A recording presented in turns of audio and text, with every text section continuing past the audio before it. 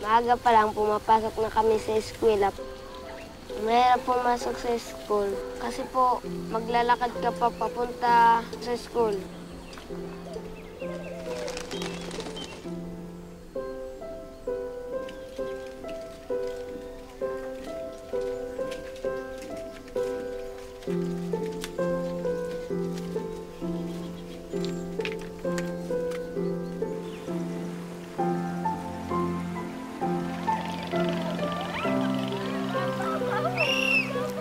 Pag tumatawid kami sa kabilang baryo, dumadaan kami sa tubig para makapasok ng maaga sa school.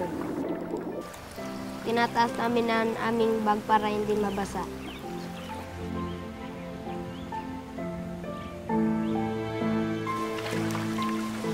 Mas mahirap po sa aking lumusong kasi po mataas ang tubig, mababa lang po ako.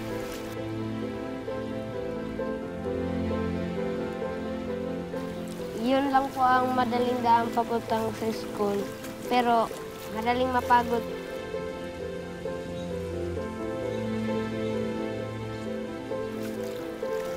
Maraming pagkakaiba dito kaysa dun sa lungsod. Minsan, nainggit rin ako sa kanya. Yun, naisip ko sabi, buti pa nga kayo, di nyo na nararanasan yung ganito.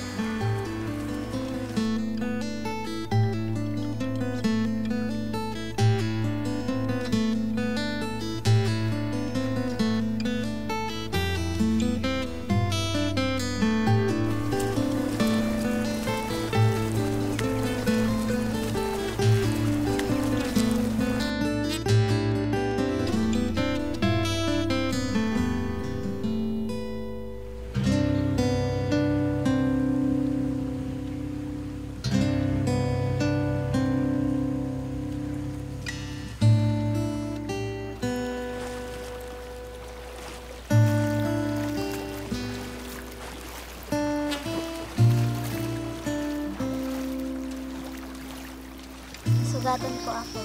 Masakit? Opo.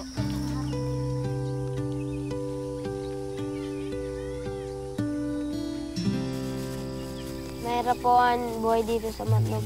Dumadaan po sila sa tabing ng dagat. Umakyat kami doon sa bundok dahil yun lang ang madaling daan papuntang eskwelahan.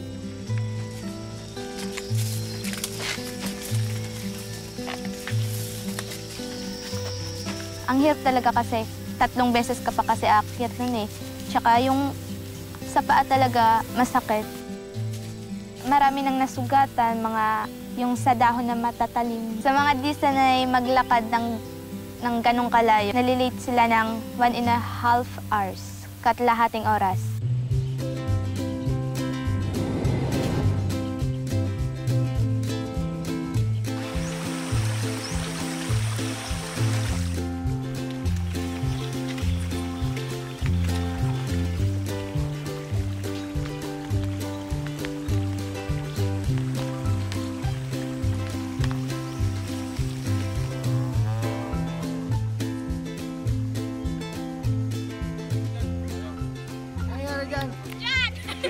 Nabutas ang bag. Nangyari? Bakit? Sa paglalakad. Paano ngayon? Ano nakakainin mo? Wala.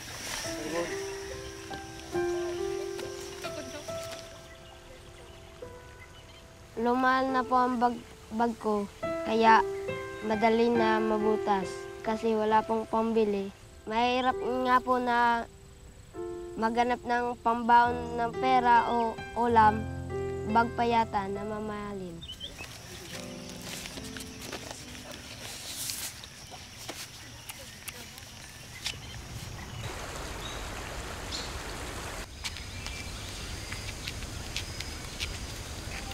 Kapag may bangka, ang pamasahe sa amin kapag Kapag balikan, 20.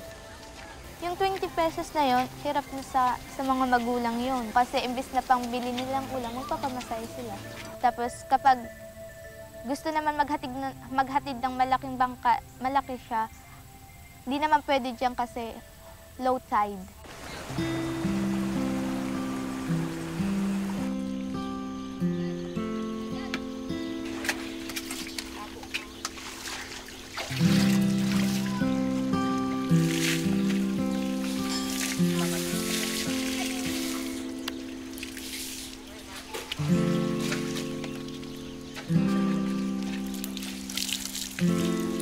Makati yung dagat kasi, tsaka maputik.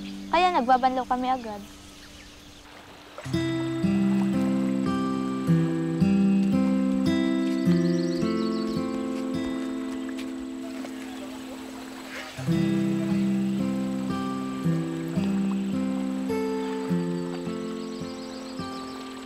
Bumibihis kami sa school pag nabasa ang damit namin ng dagat. Nagbibihis po kami sa likod ng stage. Pag late kami, pinapagalitan kami ng teacher. Sinasabi po nila, paulit-ulit na lang po daw late.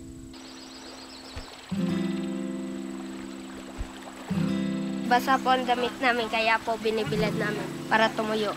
Kailan nyo kunin niya? Mamaya po, pagkatapos ng school.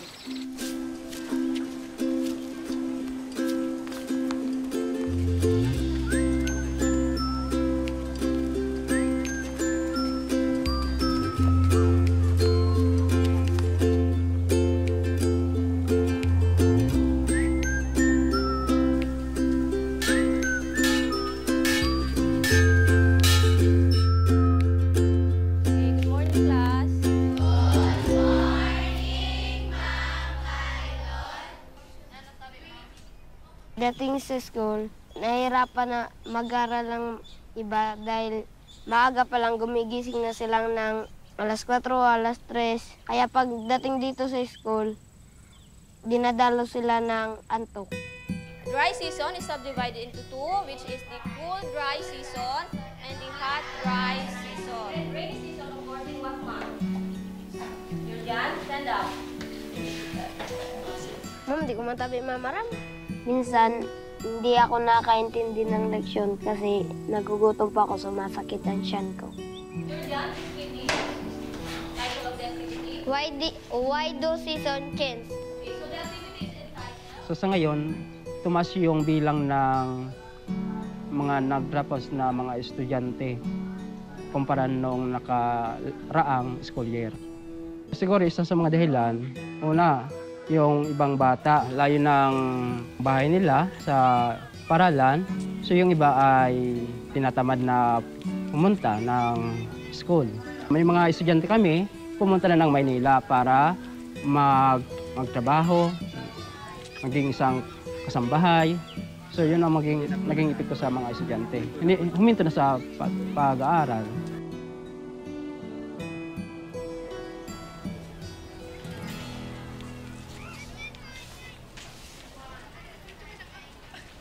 May mga kaklase na rin akong humihinto o na-drop out sa eskwela dahil lang sa layo ng paaralan. Yung iba, tinitiis na lang nila. Sinasabi nilang minsan, magliba na muna ako kapag di na talaga kaya o magpahinga muna.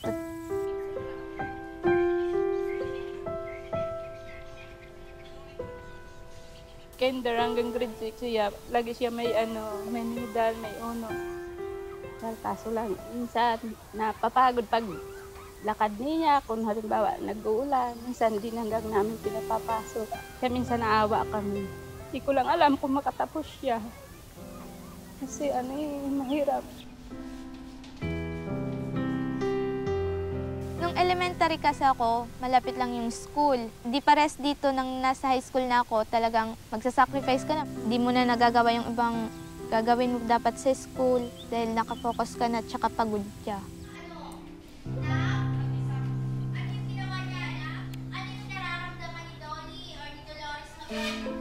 May time na parang wala sa concentration yung estudyante. So base po sa data, mababa yung result sa National Achievement Test. So ang ibig sabihin niyan, yung mayroong mga competencies na hindi pa gaano nakuha ng estudyante.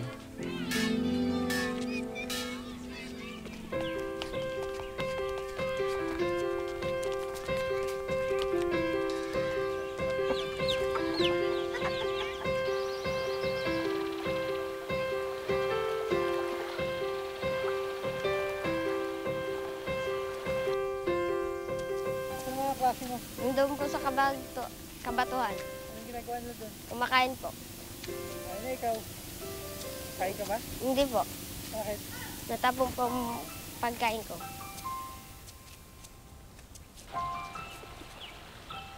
Mahirap po talaga sa isang inak. Imagine ko po si Janjan nanonood sa may mga pagkain. Ang anak ko po wala pong may bili maski ano man po.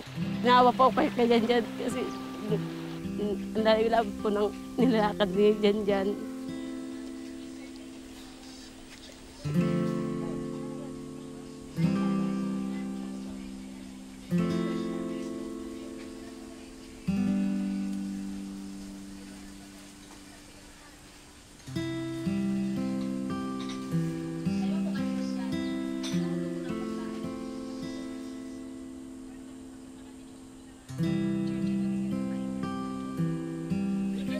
Huwag ka na mahiya sa amin. Halika na.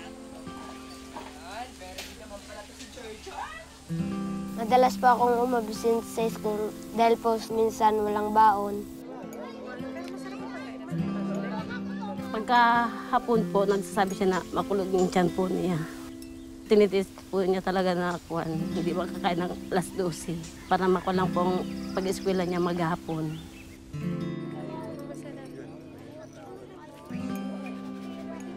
Kahit anong turo na gusto naming maipaabot sa kanila, kahit ano yung pagpupursige namin, yung nutrisyon na kinain nila, so wala na doon pa lang sa paglakad. Paano ba namin maibibigay yung magandang edukasyon sa bata kung ang kanilang kondisyon ay hindi nasa maayos?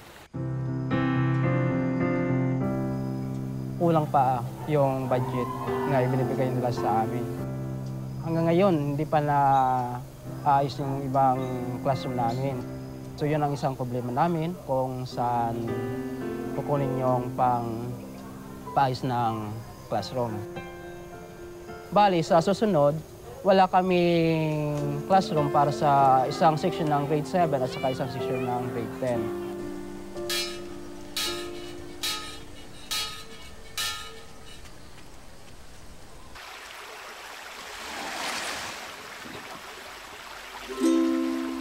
Yung mga estudyante, kahit malayo yung kanilang bahay, porsigido yung mga bata na makapagtapos ng pag-aaral. Kamusta ang lakad niyo? Mabuti naman po. May pa dalawa po yatang oras. 2 oras? Opo. Hindi ba mahirap? Mahirap naman po. Bakit? Kasi po malayo. Tapos tatawid po kami sa dagat. Di ba delikado? Delikado po.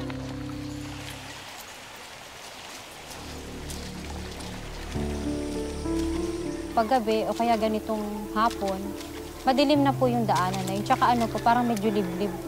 Kasi ano na po siya, bundok na. Yun po yung dinadaanan nila. Papunta po dito sa school.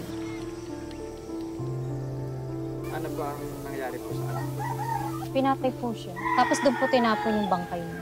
Yung dinadaanan ng mga estudyante. Masakit po para sa akin bilang ina niya. Kasi talagang hindi namin nakalain ang mangyayari. Pangalawa na rin po yan nangyari sa anak ko na tinapon din sa lugar na yun. Pwede pong mangyari ulit pag hindi po nagawa ng aksyon.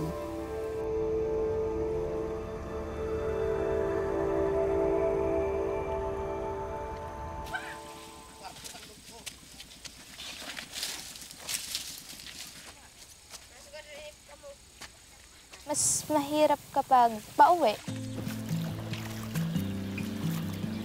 Mas mataas yung dagat kapag pauwi.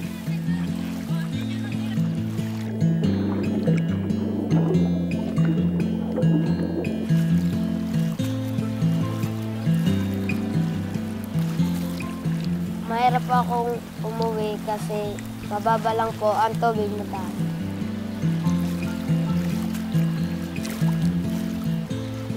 parang kami hindi rin mapapanatag na kung yung mga estudyante ba namin, paglabas nila ng school, sila ba ay makakarating sa kanilang mga bahay ng maayos, ligtas? Nakarating ba sila o nakauwi sa kanilang mga magulang?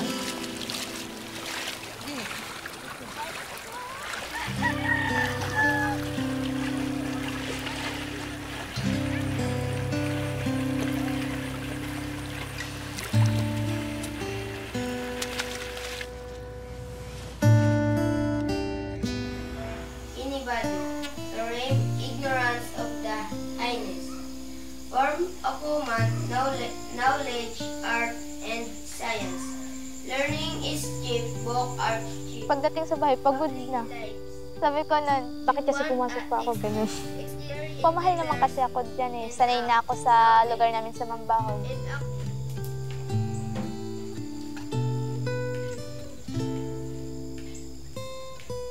And Zamboanga. Weaving mats takes several weeks from the gathering of pandan. Kung makatapos ako ng pag-aaral, siguro kukunin kong kurso yung educational lang. Gusto kong maging isang guro. Na-inspire ako doon lalo na yung elementary ako kasi may teachering akong from matdog pa sila, tsaka kahit na maalon, talagang lulusong sila pa puntang coastal para lang kinabukasan makaturo.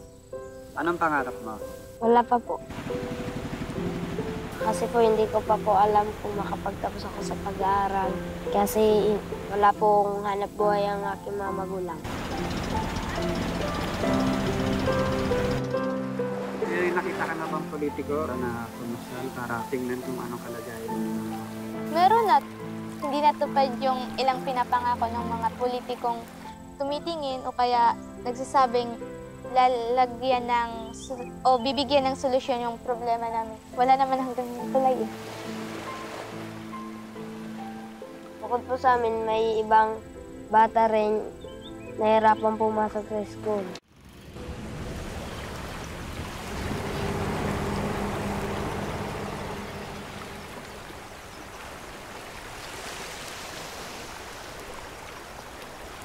Mahirap daw mag-aral.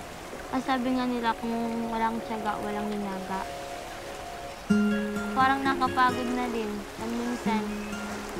Minsan di nakakasabi na ako, ayoko na mag-aral.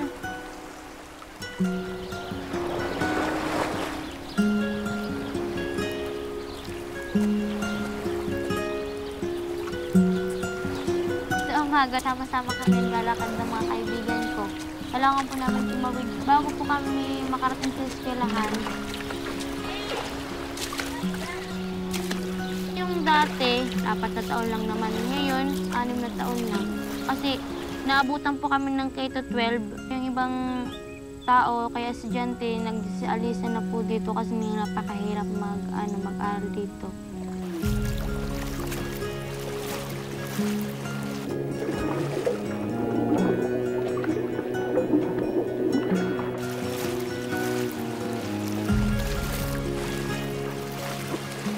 Mabilis dumaan dyan kasi sa bukid kasi napakataas din sa bundok. Bata po ako, dumadaan na po ako dyan. Sobrang hirap pag liit ka pa.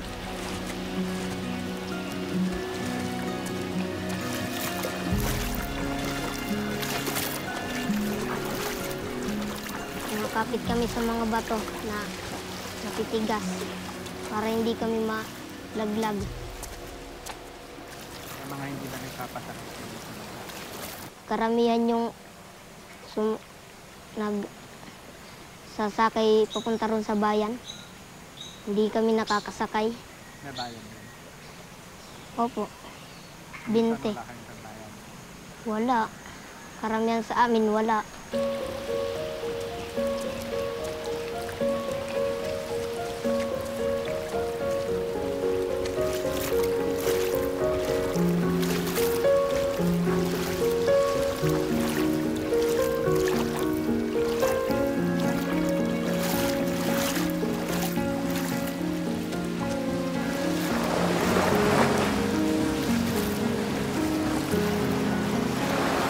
Pag Pag nadudulas ka, yung mga aklat mo, syempre mababasa. Tapos papagalitan ng mga guro. Madulas. Minsan may nadulas na doon, tapos bumalik. Pag nababasa po, bumabalik na lang sa bahay, tapos bibihis ulit. Tapos ulit, lalakad ulit papunta doon sa eskwelahan.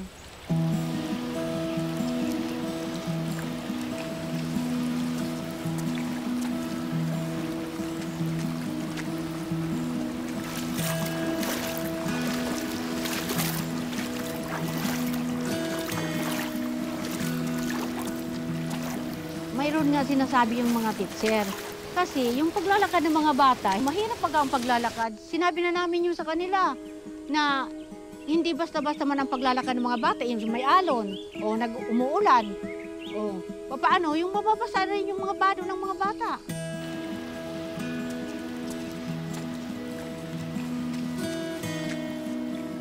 Muntik talaga, mainit yung mato. Papasok tayo yung mga bata. Ang tig-ulan, nahuhulog ang iba.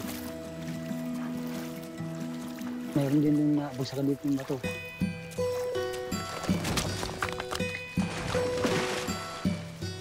Yung anak ko, si Bonifacio.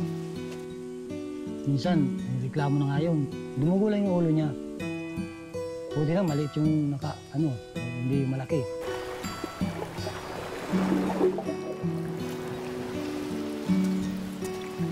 Madalas po lagnatin yung mga bata sa amin dahil sa paglalakad nga mainit na mainit. Siyempre galing doon tapos sobrang init tapos tatawid sa may dagat. Parang napapasma.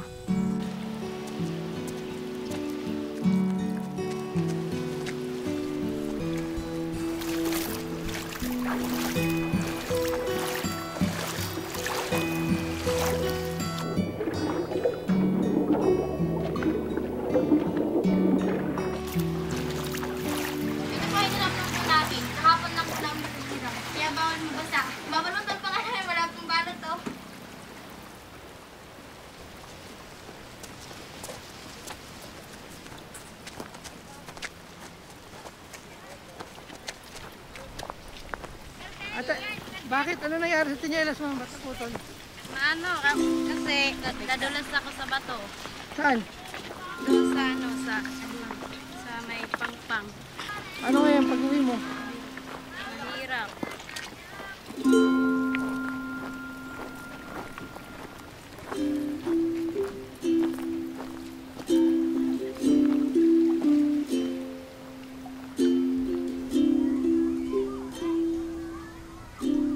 The tame bird and the free bird. The tame bird was in a cage. The free bird was in the forest. They met when a time came. It was a decree of fate. The free bird cries, "Oh my love, let us fly to the woods." Pagdating namin sa eskwelahan, nangangamay kulob kasi hindi nasasampay.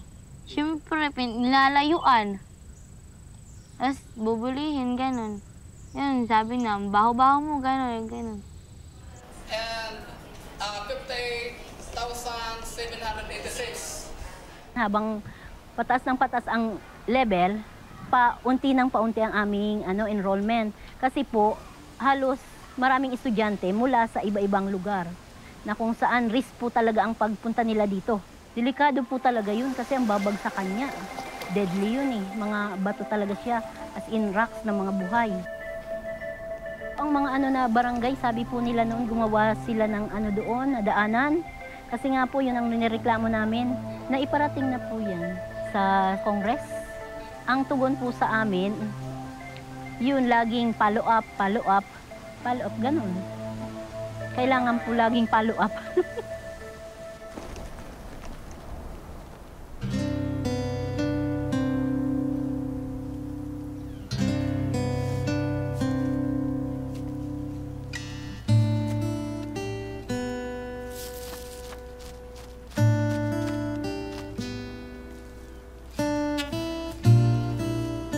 Common problem po ay mabababa po talaga yung mga markang nakukuha ng mga bata. Kasi di po ba yung ating curriculum ngayon, mas nakafocus po tayo sa output ng bata sa product performance. So medyo bumababa po sila doon. Kahit na rin po sa mga quizzes. So 100% Bonifacio. Kaya yun, nagsikap si Bonifacio na mag-aral talaga sila. Kasi ang gusto ng bata, gusto niya mag-aral talaga. Hanggang saan ko kaya pag-aral? Kapag hindi namin kaya, ay tigil siguro siya mag-aral. Ang hanap buhay dito, dagat, yun lang kaya namin dito. Ikaw gusto mong makapagtapos o makapag-aral? Opo. Dahil para rin po to sa magulang ko.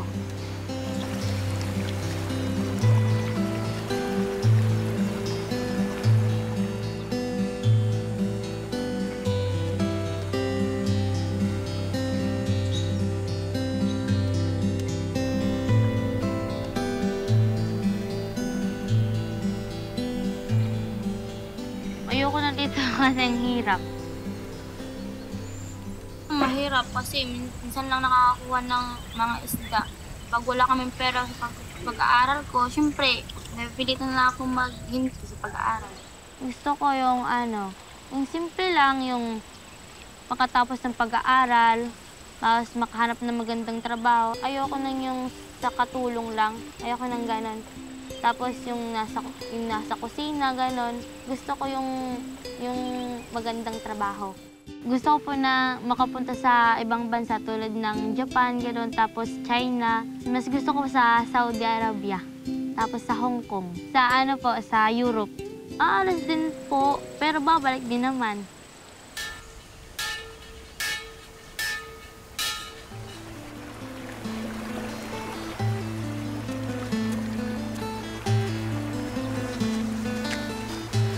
Ang mga estudyante po namin dito, iba-iba po yung residence. So ang distansya po niyan, pwede po siyang bangka, kaya lang ilan lang naman po ang may bangka. Ang tendency po, pag naglakad, kailangan po tatimingan nila yung high tide o low tide.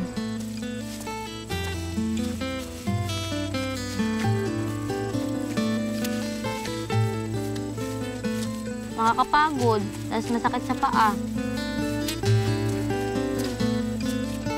Tapos yung dadaan mo pa, yung daming damo. Makati po, nakakasugat.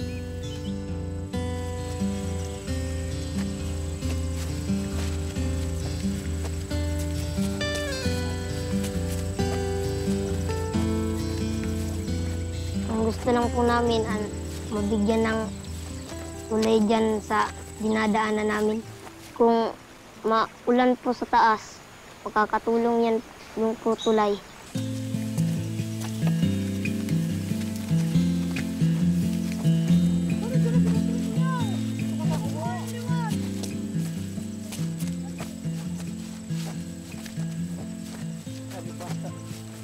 Dapat, tuparin din nila yung mga sinasabi nila.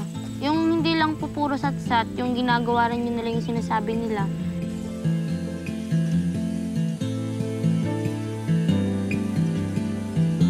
Hindi po biro-biro talaga na makakuha ng diploma, hindi ganun. In-encourage po namin ang mga bata na dapat po talagang paghirapan nila para makuha nila ang bunga ng napakatamis.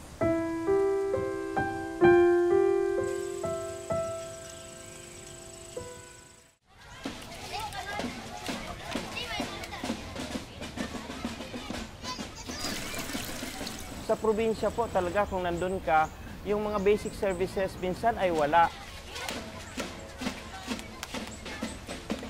Napakahirap para sa isang ordinaryong estudyante sa liblib na po ang pag-aaral.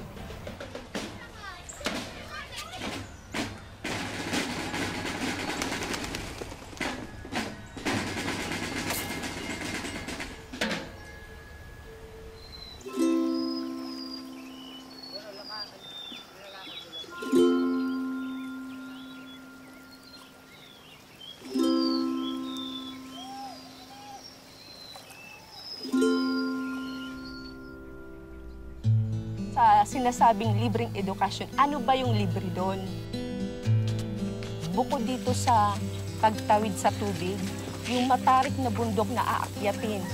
May patag, pababa, paakyat na naman. Yung pa yung hindi ko nararanasan sa 3 years ko na pagtuturo dito sa SOA High School. Dapat sana, hindi lang tayo mag-focus doon sa kung ano yung nangyayari doon sa loob ng paaralan. Ituturo mo kung ano yung mga nakalagay dito sa libro.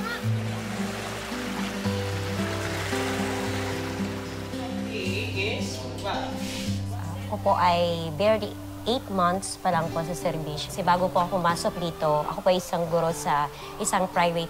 Paano mo malalaman na totoo yung sinasabi nila na mahirap o hindi kung hindi mo susubukan o wala ka sa pwesto nila? Medyo may fear. Lalo na ako ay hindi marunong talaga lumangoy.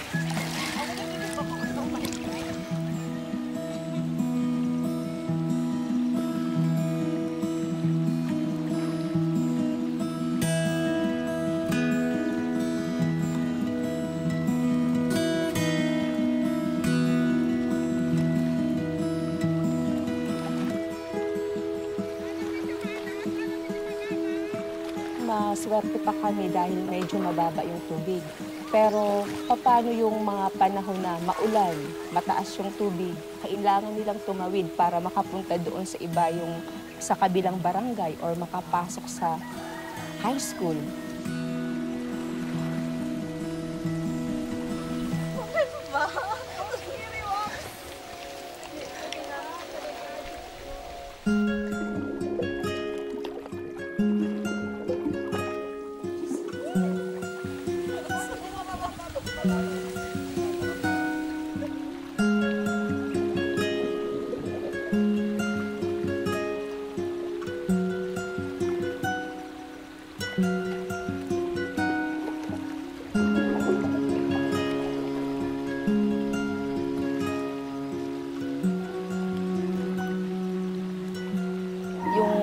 Lalim ng tubig, hindi namin alam kung gaano siya kalalim kasi merong bandang mababaw, may malalim, at yung maburak.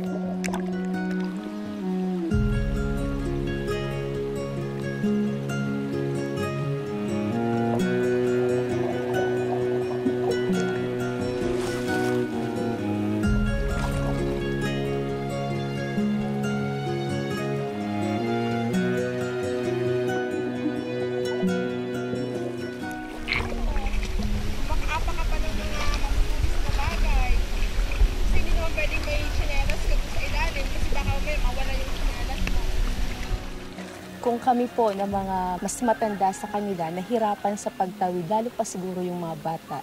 Napakatindi ng panganib araw-araw yung kanilang ang posibleng mangyari.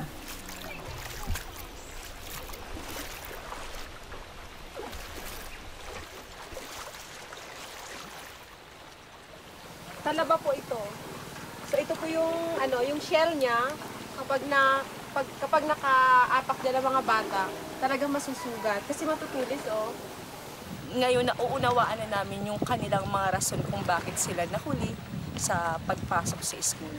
Iba yung sinasabi sa nararanasan mo.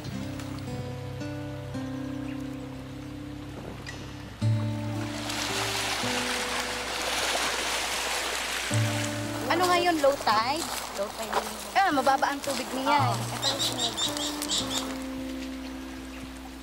Natatakot po kasi ako yung talagang ayoko doon. Siyempre nakikita ko yung dagat mataas na. Iniisip ko baka mamaya yung wave, mas mabasa ako lalo, di ba? Tapos yung wave, madala ako.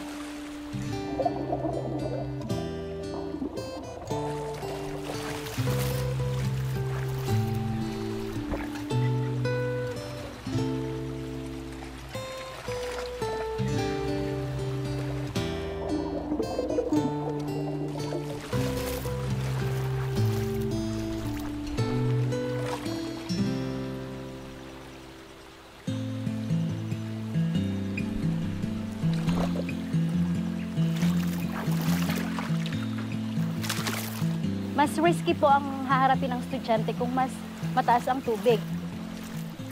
Kasi low tide pa to di ba? Nahirapan na nga kami na ganito mababa pa ang tubig. So what more kung mas mataas? Mas mataas ang tubig. Malak pa po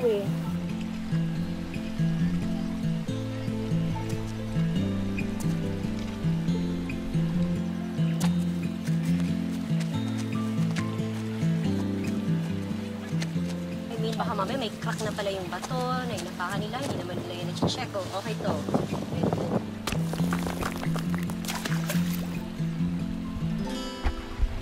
Ako po takot ako talaga. So, Nakita niyo si naman. Mamaylina, mas okay dumaan pala dito. Kung ako po ang papipiliin, mas gusto ko sa taas kaysa dito.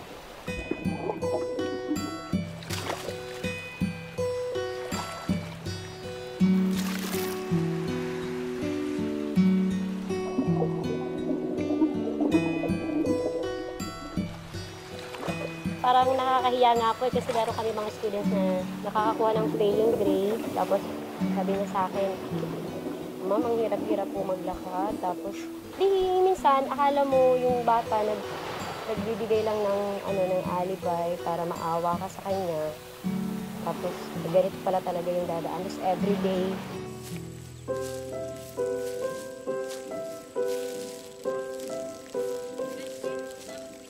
Ang mabuting bagay naman po sa mga estudyante ng Bunot at Tulasin, nandun din naman po yung drive talaga po nila na mag-aral. Araw-araw po mapasok. Mas mahirap dito kapag maulan. Oh, paano na lang pag maulan? Buti ngayon mainit. Karamihan sa mga estudyante namin dahilan sa hirap ng buhay dito, so karamihan po sa kanila walang mga bangka. Napakalaking tulong po dito sa Mambahog at sa mga kabilang barangay pa na pumupunta rin dito kung malalagyan ng tulay itong barangay na to, itong lugar na to. Para po doon sa mga politiko or sa mga kumakandidato, so sana man lang kung sino man po sa inyo yung palari na manalo, bigyan nyo rin po ng pansin yung mga lugar katulad po nito na bundok na, dagat na, coastal area. Kasi paano po ba kami makakabigay ng magandang edukasyon kung ang estudyante namin nahihirapan sa araw-araw nila na pagpasok at pag-uwi? So yung kinain nila, yung nutrisyon na kinain nila, so wala na doon pa lang sa paglakad. So yung ilang oras pa, nandoon sila sa aming paaralan. So yung atensyon, nakuha na nung pagod at hirap na sa paglalakad lang nila.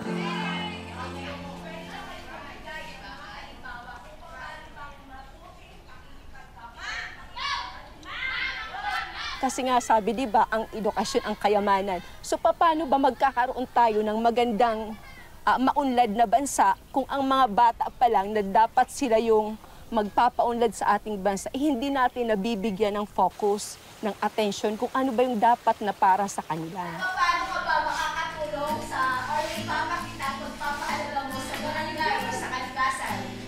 Magtanim ng puno para magiging ang baha.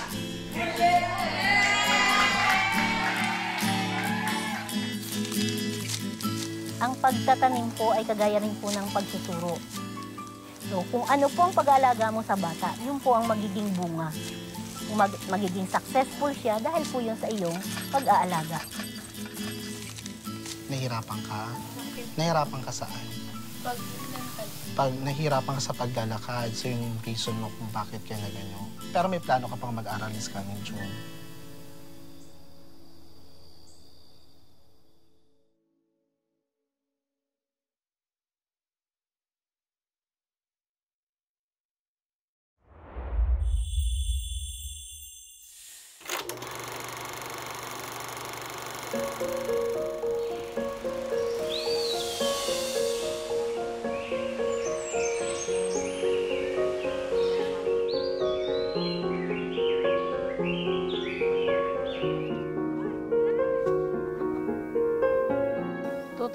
po nag-umpisa yung purpose. Ang natatanggap ko po sa purpose, minsan kumpleto, minsan kulang.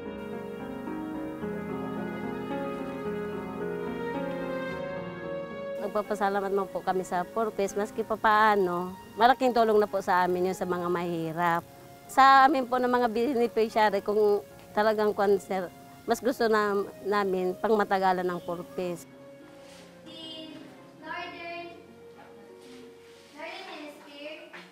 Napataas nito yung attendance ng ating mga mag-aaral.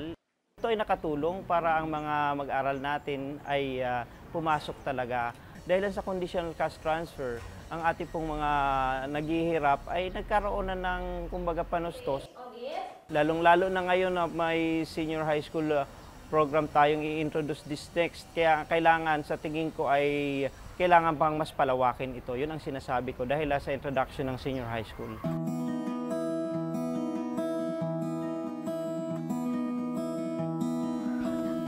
Nakikita ko po sa mga magulang ko na nahihirapan sila.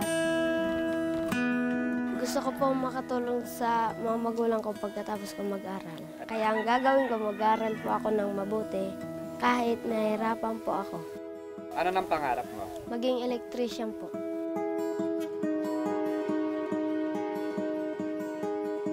Ang kagawaran po ng edukasyon ay merong tinatawag na temporary learning spaces. Sa Sorsogon po ay simula na po ang ating konstruksyon noong Pebrero. Ito ay temporaryo lamang habang hinihintay natin talaga yung repair po ng mga classrooms natin. After nung bagyong nung nakaraang December, hindi pa bumabalik yung aming connection sa ng kuryente namin. Pero parang nasa stage na siya ng rehabilitations. Saan ka papuntahin, sir? Pupunta namin yung estudyante namin hindi na rin pumapasok.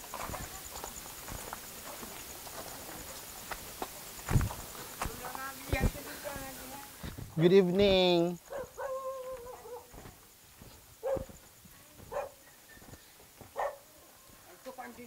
Hello, good evening po. Si Jeline, nahihirapan ka? Nahihirapan ka saan?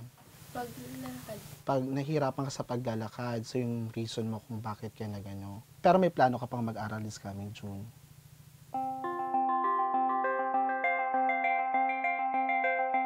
Dahilan po sa secondary ng 2013 at 2014 ay 3.8% po ang ating dropout rate. Pagdating po ng 2014 to 2015 school year ay 2.81. Ibig sabihin po, 0.99, almost 1% po ang nabawas natin sa dropout rate.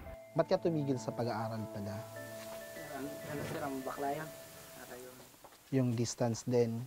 Nahihirapan yung bata na maglakad kasi walang bangka, walang sasakyan. Pero gusto niya makatapos yung pag-isipin. Opo. Ang edukasyon po ay hindi lang trabaho talaga ng DepEd. Bagamat kami ay ang pangunang ahensya dito. May close coordination naman po tayo sa DPWH. Pero ang titinginan po natin dito ay yung availability of funds na kailan ito, may programa na ba ito para i-construct.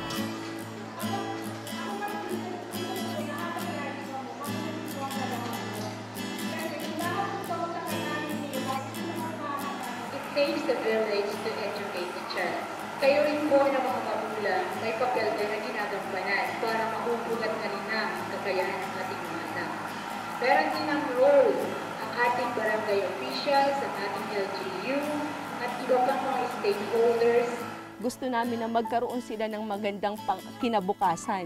Kaya sana yung mga nasa posisyon or mga nasa katungkulan, nasa pamahalaan, itong mga liblib na lugar dito sa Pilipinas, sana mabigyan nyo rin ng pansin. May mga nanunungkulan po na nangangako na yun na po ang susunod nilang proyekto. Umaasa po kami. Talagang inaasahan po talaga namin yun. Talagang ang magsasuffer po talaga sa corruption ay itong mga marginalized sector natin. Wala silang kalaban-laban. Pagkakataon talaga itong eleksyon na ito upang talagang usisain natin.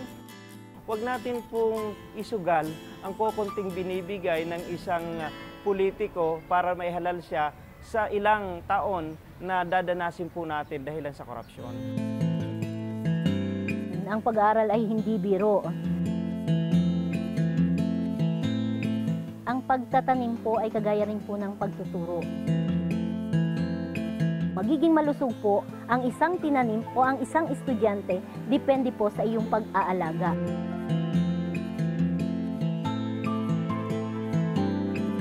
Kung ano po ang pag-aalaga mo sa bata, yun po ang magiging bunga.